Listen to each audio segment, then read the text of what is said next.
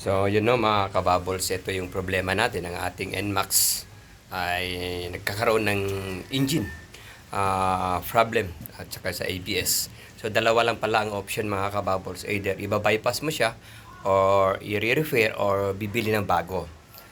So, yan po kababols ang ating board ng ABS. So, ito yung tinanggal natin pag ikaw ay magba-bypass. So, anong susunod na gagawin na dito? Dito po sir, mamaya po sir. Yan. Dito.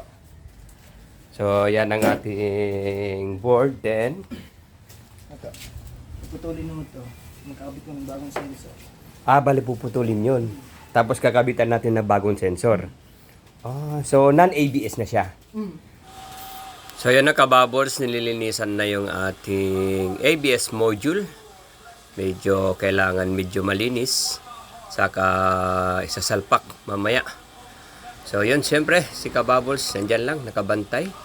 Si monitoring lang tayo. A few moments later.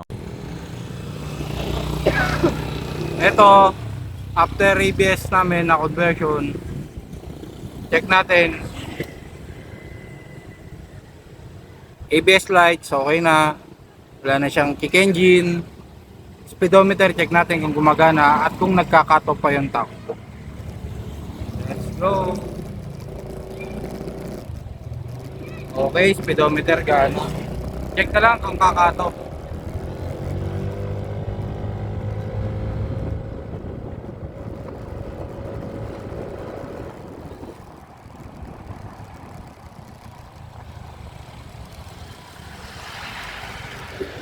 Okay, wala na rin siyang cut-off. Overall, perfect, maganda. Ayos na maayos lahat ng pagka-convert. Thank you. What's up, Joe? Maraming salamat mga kababos. At least, go na tayo. Thank you very much. 3 hours bago ginawa. Bye-bye. So yun na mga kababos, tumatakbo na tayo ngayon ng non-ABS.